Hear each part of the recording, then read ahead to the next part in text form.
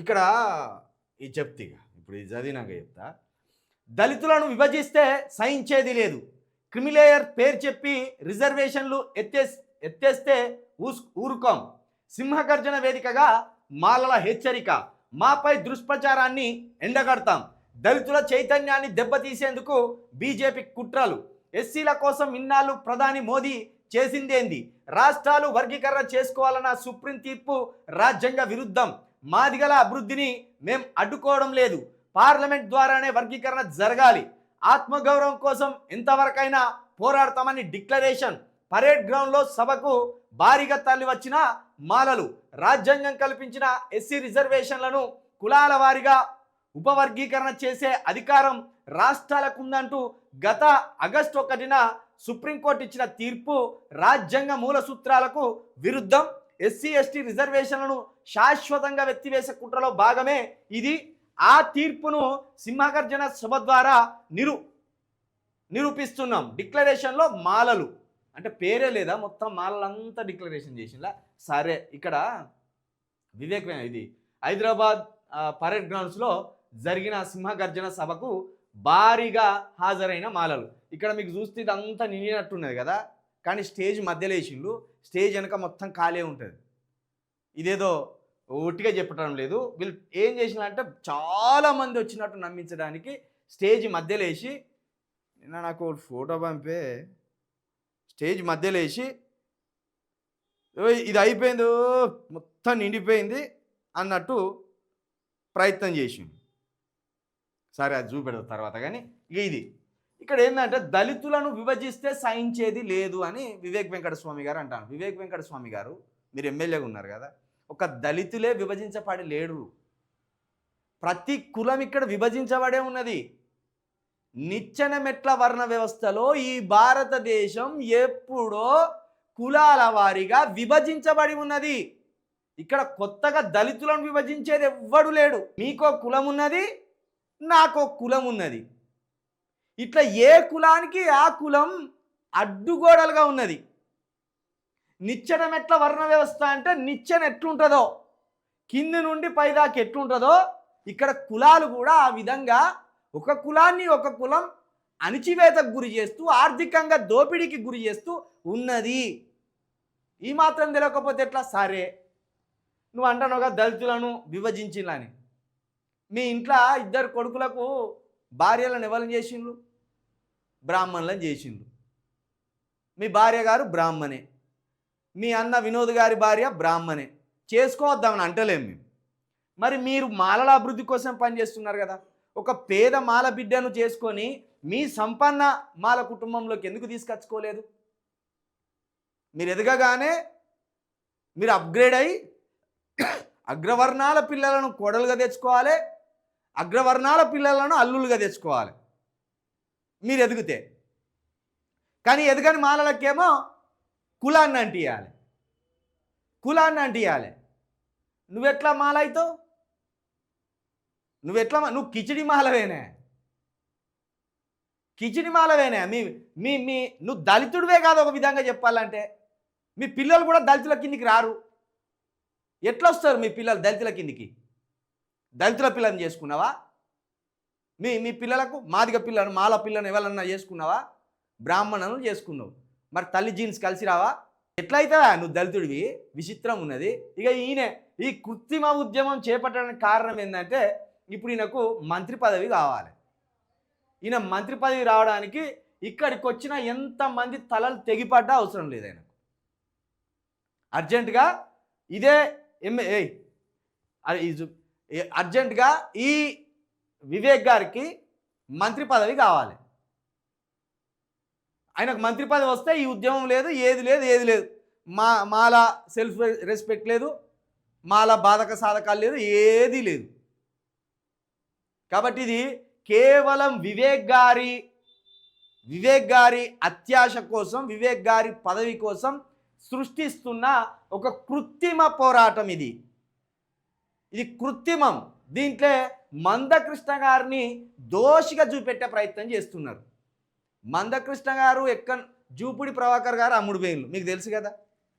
రాజశేఖర రెడ్డి గారు పిలిపించుకొని జూపుడి ప్రభాకర్ గారు మాలవారు మందకృష్ణ గారు మాదిగ వారు, జూపూడి ప్రభాకర్ గారిని మందకృష్ణ గారిని ఇద్దరిని పిలిపించుకొని వైఎస్ రాజశేఖర్ గారు ఒక మాట అన్నారట.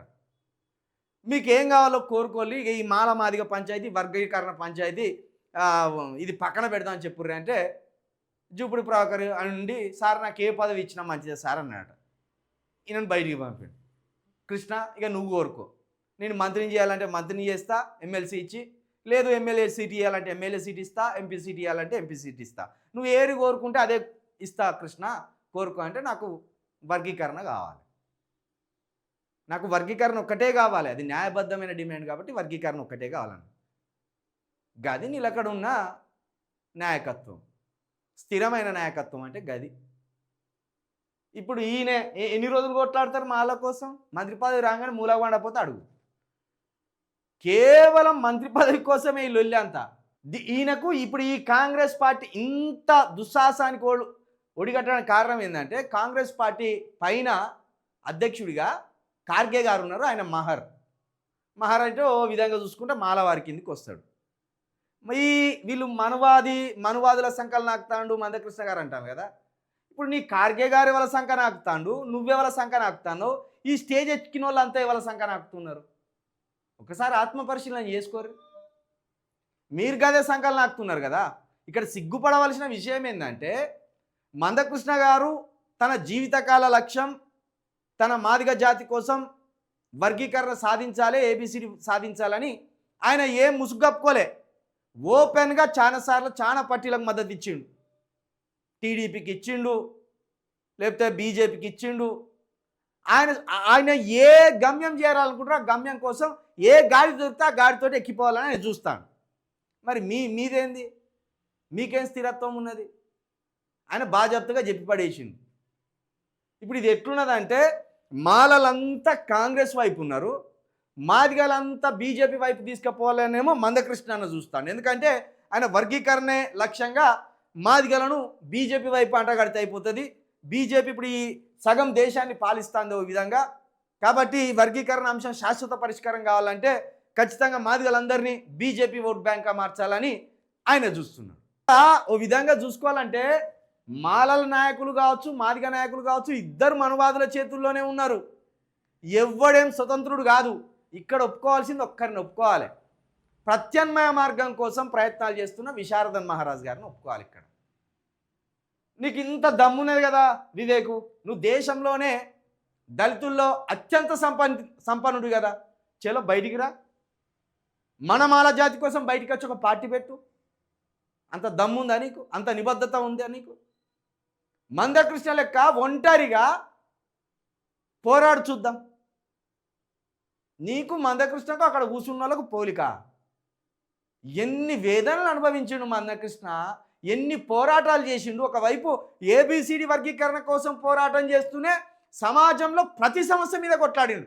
ఆఖరికి మా మాల ప్రణయ్ అమృతను పెళ్లి చేసుకున్నందుకు మా మాల ప్రణయ్ని గొడ్డలతోటి నరికి చంపితే అక్కడికి ఎవరికి పోయే దమ్మే లేకపోతే మందకృష్ణ గారు పోయి అక్కడ మద్దతు పలికి మాట్లాడి వార్నింగ్ ఇచ్చి వచ్చిండు.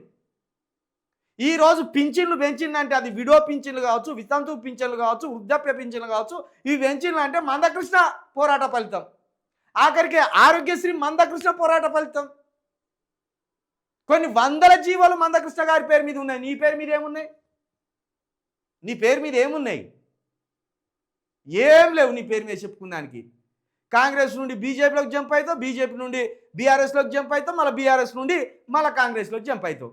ఇట్లా జంపింగ్లు తప్పించి నీ జీవితంలో ఏం లేవు.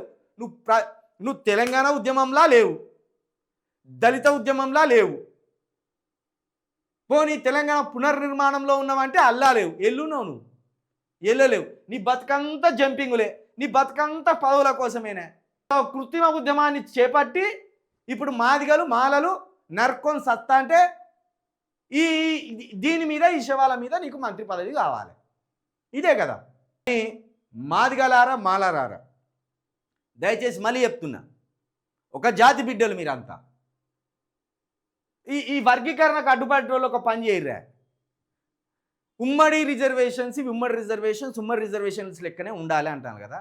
మీ అయ్య సంపాదించిన ఆస్తులు ఎవ్వరు పంచుకోకుండా, ఇప్పుడు ఈయన కూడా వివేకు మీ అయ్య వెంకటస్వామి గారు సంపాదించిన ఆస్తులు పంచుకోకుండా మీ ఆస్తులన్నీ ఉమ్మడిగానే ఉండాలి శాశ్వతంగా. సిద్ధమా? మీ నాన్నగారు సంపాదించిన ఆస్తులు ఏవైతే ఉన్నాయో మీ అన్న నువ్వు పంచుకోవద్దు, మీ కొడుకులు పంచుకోవద్దు, అది ఎప్పుడు ఉమ్మడిగానే ఉండాలి. మీరు ఒకటే ఇంట్లో కుటుంబంగా ఉమ్మడి కుటుంబంగా ఉండాలి. దీనికి సిద్ధమేనా? అంబేద్కర్ గారు ఉమ్మడి రిజర్వేషన్లు ఇచ్చిండో ఉమ్మడి రిజర్వేషన్లు ఇచ్చిండు. ఎందుకు ఇచ్చిండు? అప్పటి పరిస్థితుల ప్రభావం, అప్పటి సందర్భం, అప్పటి కాలానికి అనుగుణంగా ఉమ్మడి రిజర్వేషన్లు ఇచ్చిండు. అదే అంబేద్కర్ గారు అన్నారు కదా, నేను రాసిన రాజ్యాంగం మీ అభివృద్ధికి అడ్డంకిగా మారితే దాన్ని సవరణలు చేసుకోండి అని చెప్పిండు. సవరణలు చేస్తే తప్పేంది? రాజ్యాంగం ఏమన్నా మత గ్రంథమా? బైబులా, భగవద్గీత, లేకపోతే ఖురానా, ఇంకొకటా? మనం రాసుకున్నాం మన అభివృద్ధి కోసం, దానికి సందర్భానికి అనుగుణంగా మార్చుకోవచ్చు. చలో ఎవడన్నా ఇది ఉమ్మడి ఫలాలే, దీన్ని ఎట్టి పరిస్థితుల్లో విభజించొద్దంటే ప్రతి ఒక్కరు మీరు పెళ్లి చేసుకొని పిల్లలు కానీ ఇంట్లో మీ అవ్వయాల దగ్గరనే పడి సావాలి. ఇక మీ ఆస్తిని మీరు ఎట్టి పరిస్థితుల్లో పంచుకోవద్దు, మీ నాయనని అడగొద్దు. నా ఆస్తులు నాకి, తమ్ముని ఆస్తులు తమ్మునికి, అక్క ఆస్తి అక్కకి, చెల్లి ఆస్తి చెల్లెకి అని ఎవడు అడగొద్దు. అందరు ఉమ్మడిగానే అనుభవించాలి. వ్యక్తిగత ఆస్తులేమో ఎవరికి వాడు అనుభవిస్తారట. రిజర్వేషన్లకు వచ్చే వరకు ఏ కులానికి సంబంధించి ఆ కులానికి ఇచ్చేయండి వాటా అంటేనే బాధ అట వీళ్ళకు. వివేకు, నువ్వు చాలా తెలంగాణ చరిత్రలోనే మాదిగ మాలవారి మధ్య కత్తులు దూసుకునేదాకా ఈ వ్యవహారాన్ని తీసుకుపోయే ప్రయత్నం చేస్తున్నావు. నీ డబ్బు బలుపు కావచ్చు, నీ దగ్గర ఉన్న డబ్బు దేశంలోనే ఏ దళితుడి దగ్గర లేదనే విర్రవీగతనమో లేకపోతే నీ అహంకారమో కానీ మాలలోని విద్యావంతులు, మాదిగల్లోని విద్యావంతులు ఎవ్వడు కూడా ఇలాంటి పిచ్చోళ్ళ వెనుక పోయే పరిస్థితి లేదు. మీరే మనువాదులు, మీతో మేము ఎట్లా వస్తాం రా జట్టుగా ఇచ్చి? మీరే మనువాదులే. మేము ఆ ఉచ్చులోనే పడం. రాజ్యాంగబద్ధంగా సుప్రీంకోర్టు ఏ తీర్పిస్తే ఆ తీర్పు ఖచ్చితంగా కట్టుబడి ఉంటాం. మీలాగా పిచ్చి పిచ్చి మాటలు, మీలాగా ఆ వెర్రెక్కిన మాటలు, మీలాగా రెచ్చగొట్టే మాటలు మాట్లాడి మా మాలవారి మీదికి మాదిగ వారిని, మా మాదిగ వారి మీదికి మాలవారిని రెచ్చగొట్టే ప్రయత్నం చేయము. మీరు ఇక్కడితోటే ఫుల్ స్టాప్ పెట్టుడు, లేకపోతే అది వేరే తీరుగా కుక్కీలు మైతీలు పరిస్థితి వస్తుంది.